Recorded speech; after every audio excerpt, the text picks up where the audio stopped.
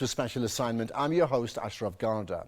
In the past few weeks, Special Assignment has been off air as we have been engaged in a revamp of the program, which will be revealed to you soon. In the meantime, we continue with our rebroadcast of our previous most memorable programs in celebration of our 16 years of excellence. Tonight is the last of such repeats as we reveal our new look Special Assignment starting next week. In tonight's episode, we rebroadcast the illegal enterprise of a secretive drug that has flourished in the underground. A bill which was recently introduced in Parliament wants to legalize the Dagga plant for medical, commercial and industrial use. However, we found that a huge backyard illegal network of medical cannabis producers already exists. But without the proper legislation in place, it appears Dagga's medical cure has become its curse. This was the case with the IFP MP Mario Oriani Ambrosini, a cancer sufferer who developed serious health complications from medical cannabis. He is the main proponent of the Medical Innovation Bill to legalize Dagga. This documentary by Frank Farrow. Moving from the shadows of prohibition as an illegal mind-altering drug into Parliament, where politicians have ignited the Dagga debate. There is no rational argument for continuing to deprive medical marijuana to people like me who need it. It is a crime against humanity. Some cancer sufferers are already seeing the benefits of a drug that is easily available on the black market. I know for a fact, as a cancer patient, medical marijuana absolutely and immediately took the nerve pain and the neuropathy away from me. But how safe is the controversial drug when used in an oil form to fight cancer? As we've discovered with Mario, we tested his blood and we found there was arsenic in the blood and in the urine. Meanwhile, this leading toxicologist sees the legalization of medical Dagga as just an excuse to smoke the drug. I can't see, for instance, a hospital where you have a ward where you have Dagga smokers to treat certain disease states. I mean, this is ridiculous. Meanwhile, the mounting pressure to legalize Dagga has never been greater. Could this be medical marijuana's moment as it makes it from the underground into the mainstream?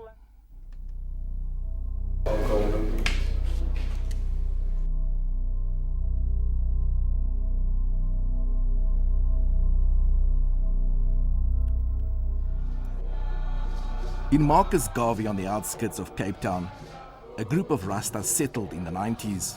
Here, they exercised their traditions, religious beliefs and culture. Inside the tabernacle, a Rastafarian priest celebrates Mass with a reading from the book. Beginning and now and forevermore shall the I word be forever and ever. Jah! In some faiths, wine is recognized as a religious sacrament. Here, smoking the holy herb is an integral part of the Rastafarian religion. The importance of smoking ganja, we see it from the book, from the Psalm 18, where they tell us that smoke was coming out of the nostrils. So, where you see that when you smoke, when not to say smoke, when you burn marijuana in the temple, you chase away the evil, and there is inspiration that you get because this is an ancient tradition. The clouds of smoke are overwhelming, with men and women smoking the drug. The men light a Dagga pipe as they puff and pass on the holy herb, transcending them into a state of well-being. 70-year-old Mama B says Dagga is a way of life for the Rastafarian people.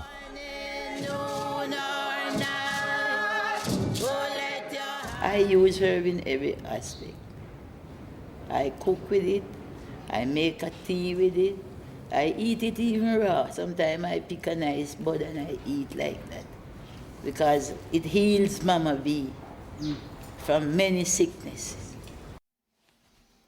Meanwhile, in a Constantia home, an affluent suburb of Cape Town, Donna Lee Smirren is fighting cancer. Her morning ritual comprises a cocktail of homeopathic remedies, a mistletoe injection, a tincture, and a cannabis oil cream, which she rubs on her cancerous tumors. During radiation therapy after chemo, I had been taking small amounts of medical marijuana in food and tinctures that were given to me from a chemist in California, in San Francisco, that really helped with the neuropathy and the nerve pain that I was getting, and also the nausea. If I used it, I wasn't throwing up. And so I started reading about medical cannabis and started learning a lot of studies were going on around the world using medical cannabis for breast cancer or brain cancer or prostate cancer, and the studies were showing that it was stopping tumor growth. Dagga, when smoked, ingested or used in an oil form, is an illegal substance. It carries a minimum prison sentence of 2 years behind bars. Rastafarian lawyer Gareth Prince has been barred from his chosen profession for smoking Dagga. If you do not promote the war. At the time when I started to be a Rastafari, that is the time when this conflict started. And as a student, I was arrested in my second year at university for being in possession of cannabis. And that is ultimately what has led to the Law Society saying that I am not fit and proper to be a member of the legal fraternity, thus preventing me from practicing in the profession that I studied 7 years for. Prince maintains that Rastafarians are often arrested, banished and ostracized for smoking Dagga, which he says is a violation of their human rights. Although Dr. Mario Oriani Ambrosini primarily advocates for the liberalization of medical marijuana, he doesn't condemn those who smoke it. To me, that's a vice. But you don't put people in jail for a vice. If people want to smoke marijuana, why not? It's not something I would do. But it's the same thing as drinking. There are no cases of people who died of marijuana. To have a fatal dose of marijuana, you would need to smoke 600 kilos within 3 hours. A recent study by the South African Anti-Drug Alliance found that the war on drugs, primarily Dagga, is costing taxpayers millions of rand annually. 99% of all the drugs confiscated was Dagga. So everybody immediately starts looking a little bit differently. So we know immediately now that Dagga is our major problem. At the end of the day, just to get the people into court and to get them processed through the system, the 23,000 people that were arrested, it cost our country just on 40 million rand.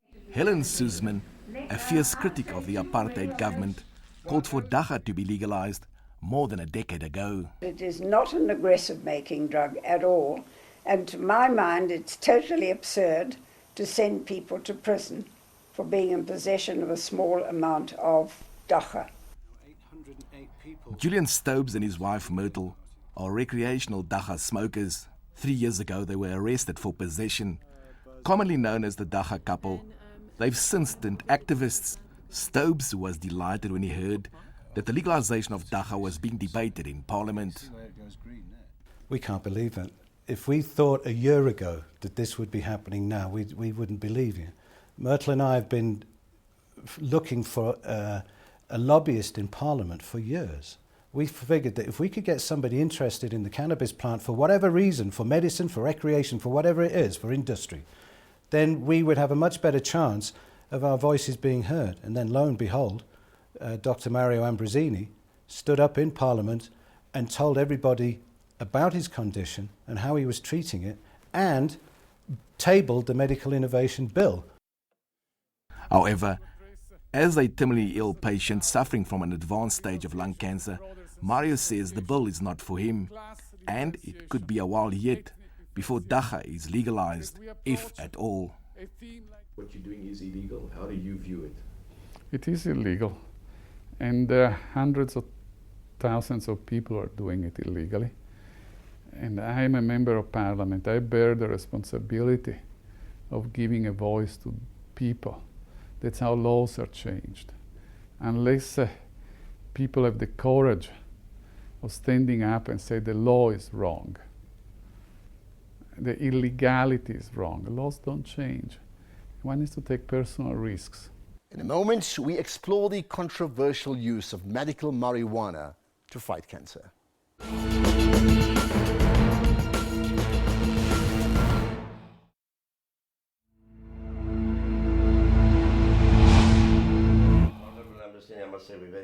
Dr. Mario Oriani Ambrosini is in a frail state and emotionally depleted. We spoke to him in his office at Parliament soon after he got back from a trip overseas. He's been taking high doses of morphine to manage the pain. There's an impact on my brain, it puts me to sleep. There's an impact on my liver, and it requires ever increasing quantities. So more morphine, more sleep, and at the end one dies. One dies of morphine. While I could be alive with cannabis, and I can't have a drink, while I can have a drink with cannabis. When chemotherapy was not an option for Mario, because of the advanced stage of his cancer, he went on a journey, exploring other forms of treatment. The most absurd of all the situations is with cannabis, because there the effectiveness of cannabis for curative purposes, not only for management purposes, has long been proven. It works with the pain, it works as a cure for many types of cancers, not because Ambrosini says so, but because Harvard University says so. And there are no downside, there are no side effects, and it's prohibited. It's an absurdity which goes beyond irrationality. It's really a crime. Donna Lee Smirren was diagnosed with a type of blood cancer a few years ago. Whilst living in the United States, she used medical cannabis, which slowed down her tumors. She's been offered the drug locally, which is widely available, but she says she doesn't trust the source.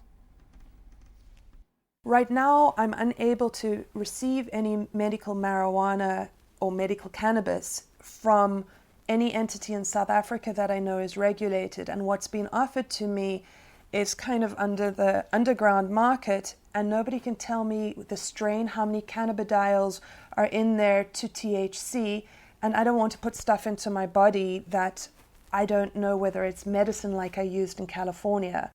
Scientific studies have shown that cannabinoids, an active ingredient of the Dagga plant, enters the bloodstream when taken.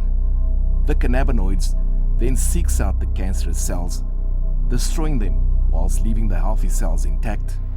In America, the green rush has spread like wildfire, with 20 states now legalizing the use of medical marijuana. The weed is also available in 2 states for adult use. Each state has their own medical use of marijuana program. So in California, it's up to individual municipalities to regulate the dispensaries, and there's just basically it's what you do is either legal or illegal under the state level. Massachusetts is the other end of the spectrum, where I currently live and practice mostly, where it's very, very highly regulated. It's a health care initiative.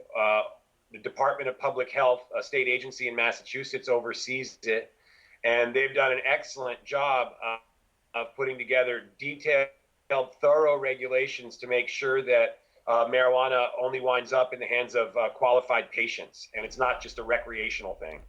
However, medical marijuana remains an illegal drug under federal law. Marijuana is seen under federal law as a Schedule I controlled substance, which means by definition that it has no accepted medical use and has a high probability of abuse. Dr. Raul Goldberg is a medical doctor and a leading integrative medical practitioner. He recently tested Mario's blood as he wasn't feeling too well. As we've discovered with Mario, and it's with his permission that I can say this publicly, we tested his blood and we found there was arsenic in the blood and in the urine. Arsenic in the blood or urine is metabolized very quickly, so it will only be present if there's a continuous supply of that contamination. Mario developed serious health complications from the treatment. He stopped using the tainted cannabis because it could be life-threatening. The cannabis I was taking was contaminated with arsenic. And myself and 200 people got it from the same source. And they ended up having arsenic poisoning because it was grown on soils, on damp mines, probably. In spite of the potential health risks, There's a huge demand for medical Dagga. This has fueled an illegal underground market with millions of rand. There's a black market for the cannabis that people smoke recreationally. That's one thing. But there will be, you can be sure, a black market developing for the cannabis oil. Because as the market demands it, of course, it has to be provided. I would urge that the Department of Health and the government take this very seriously and support this now campaign to legalize the medical cannabis. Dagga activist Julian Stobbs appears to have inside knowledge on the cannabis oil trade.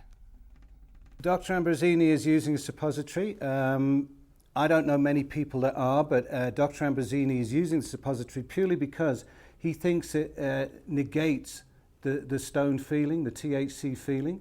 So he's on an incredible dosage of this stuff. Easily available? Not that easy. We've got to be paranoid about it. Right now, you and I are breaking the law by it being anywhere around it. It's not that easily available, but there are networks of people around South Africa who know people who can get in touch with people. However, Dr. Gert Miller, a leading toxicologist, maintains that more research needs to be done.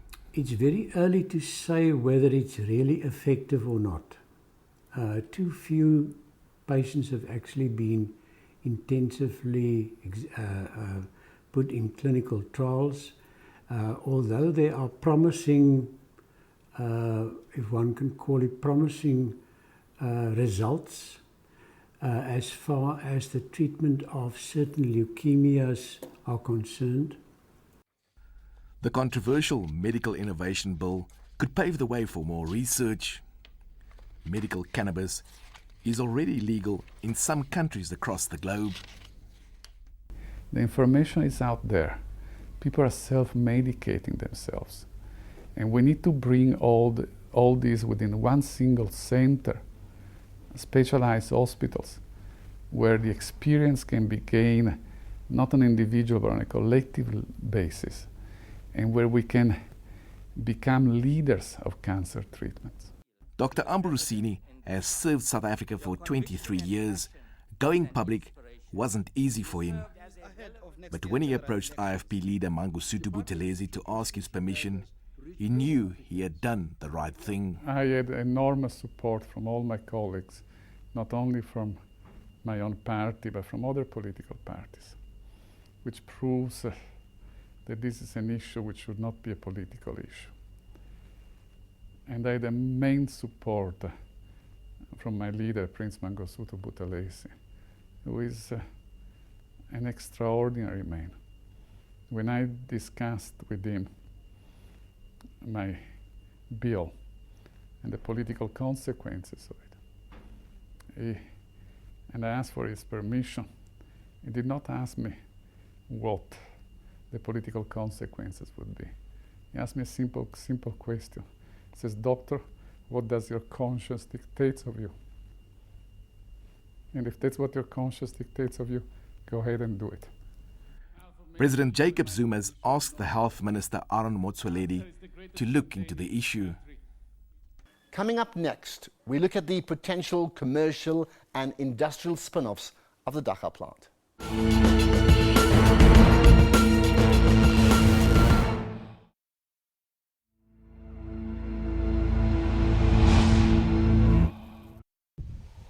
High on a hill in Noordhoek on the outskirts of Cape Town is the Hemp House. Its owner is Tony Budden, a hemp entrepreneur. He says there exists a fear for the Dagga plant because of its psychotropic effects. The major challenge that we've faced is what I call canophobia, and it's this immense fear of the plant. The minute someone sees that leaf, they immediately picture what's making their workers lazy, or what's making their kids fail at school, or there's this propaganda that's been put against the plant. So what is the difference between hemp and Dagga? We asked Dagga activist Julian Stobbs. They're both the same. It depends on how you grow them. If you want to grow socks and shirts and shoes and things, you grow a Dagga plant this far apart and you train it so it goes 4 meters up in the air as one single stem, because that's the bit you need to make the rope. And at the top of it is a flowering head of cannabis that you could smoke and use as medicine, as recreation, as whatever you wanted to do. Tony discovered the commercial and industrial values of hemp way back in 1996. The hemp he uses is all imported from overseas, and what better way to demystify the controversies around Dagga but to make clothes from it. You need to be able to separate these from the stalk. This goes into your textiles. Everything I'm wearing is made from this. It can also go into making natural paper. You can see the cellulose is nice and white, so you don't need to bleach it like you would have to do with hardwoods. And then the remainder, what's left behind, this is called the hurd, the inside, basically is very absorbent. So you mix that with lime to make products like this. This is hempcrete. This is a natural cement. The hemp used to build Tony's home took 4 months to grow, and it took another 6 months to build his house. The Medical Innovation Bill tabled in Parliament aims to look at poverty alleviation by growing hemp as a cash crop. On the commercial industrial side, one would identify special strains which have got very little psychoactive components, and usually hemp does, and they can be grown under supervised circumstances, as it happens in other countries. China is making huge investments on hemp because they've identified it being the product of the future. Tony says although South Africa has done extensive research into hemp, it's lagging behind other countries. We've done 15 years or more of research in South Africa at the moment, which means we have fallen behind because Canada started at the same time as us. They're already growing 60,000 acres of hemp, and the American hemp industry is worth about 5 billion rand. In the United States, demand for the leafy plant is a growing business. Medical cannabis generates billions of dollars in tax revenue annually. If you implement a very highly regulated program and tax it, you'll see that incredible tax revenues. For instance, with our population in Massachusetts of 6.5 million people at a 5% tax rate, that's $23 million, in excess of $23 million in tax revenue per year, just at a 5% tax rate. If you look in Colorado, the tax rate it can be as high as 21% for marijuana sales. So it's an incredible amount of revenue. However, Julian Stobes warns that putting too much tax on Dagga could drive the market further underground. There will be a rush, yeah, and there'll certainly be a gold rush of show me the money, honey. There's a huge amount of money involved in it, but it will stabilize, and as we see in America, the prices will drop. And incidentally, in Colorado, the black market is it's very buoyant, thank you very much, because it's $230 an ounce on the black market and $400 an ounce in a dispensary. They've outpriced themselves. They've put too much tax on it. They're too greedy. Meanwhile, in Marcus Garvey, there are high hopes that the holy herb could be legalized. It's $1 billion crop, and in terms of health benefits for our people, there are lots and lots of cases of people who've used the herb underground as much as it's been criminalized, but they have got benefits. So we as the people who stand out up and loud and say, free marijuana.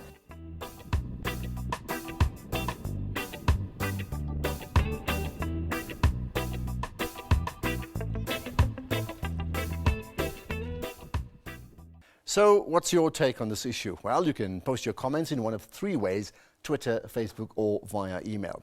Now, let me also take this opportunity to say goodbye and thank you for your support over the past 3 years, as today is my last presenting this program. Well, that's it for tonight. Thank you for watching, and do tune in again next week when we continue to point out the issues that matter.